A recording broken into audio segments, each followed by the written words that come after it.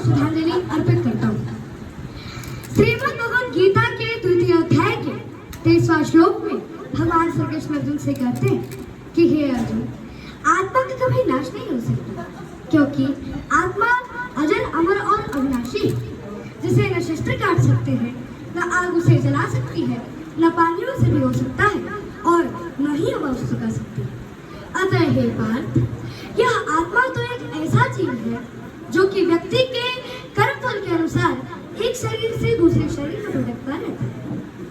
नयनम छिन्नन्ति शस्त्राणि नयनम दहति पावकः न चैनम कलद्धन्त्यापो न शोष्यति मारुतः। अर्थात आत्मा को न शस्त्र काट सकते हैं, न आग उसे जला सकती है, न पानी उसे भिगो सकता है और न ही हवा उसे सुखा सकती है।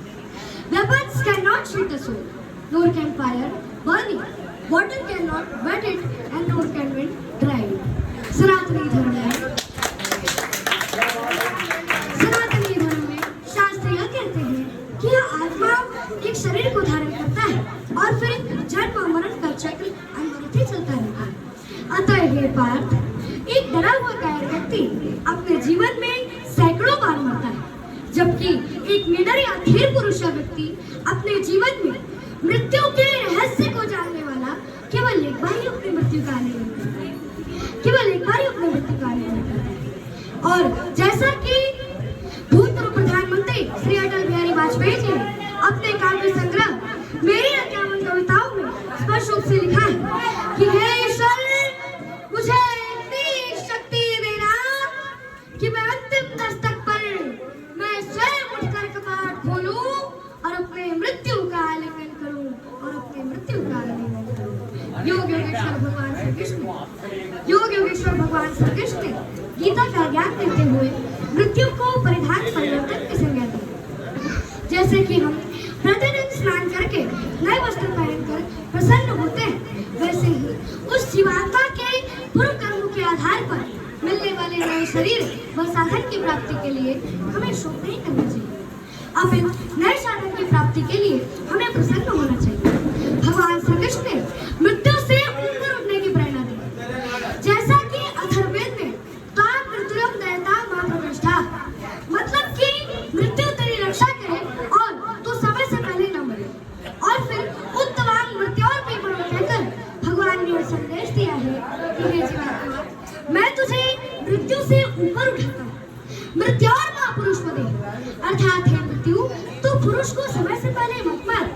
गीता में भगवान श्री कृष्ण ने अर्जुन से कहा है कि हे पार्थ, देहधारी के इस मनुष्य के शरीर में जैसे बालपन, जवानी और वृद्धावस्था की प्राप्ति होती है, वैसे ही देहांतर की भी प्राप्ति होती है। अतः हे पार्थ, धीर पुरुष इसमें कभी कोई नहीं होता। देनोऽस्मिन् यथा देहे कौमारं यवनं जरा तथा देहांतर प्राप्तिर् धियस्तत्र न मोहयति।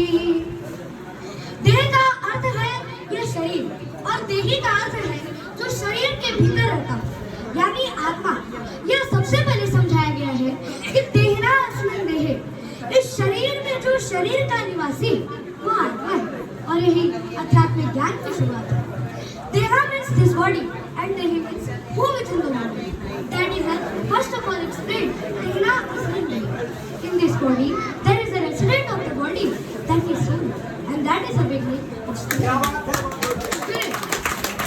भगवान श्री कृष्ण अर्जुन से कहते हैं कि हे अर्जुन, भाषांसि जीर्णा नियथा विहाय नवानि गृह्णाति निरूपराणि तथा शरीरा निविहाय जीर्णा नन्यानि संजाति नवानि देहि। अर्थात जैसे कि हम मनुष्य पुराने वस्त्रों को छोड़कर नए वस्त्रों को धारण करते हैं, वैसे ही आत्मा भी पुराने शरीरों को त्याग कर दूसरे नए शरीरों को धारण करती है। As a person puts on new garments, giving up old. Similarly, the soul accepts new material bodies, giving up old useless ones. न जायते व्यक्तिर्वा कदाचित्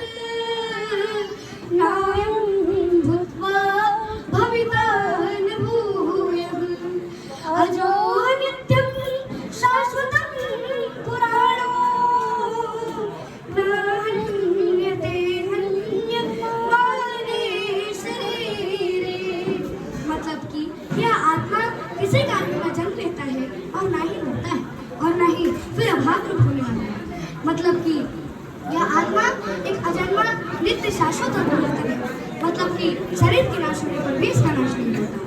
Never is this born and never does it die, nor is it that having come to exist, it will again cease to be.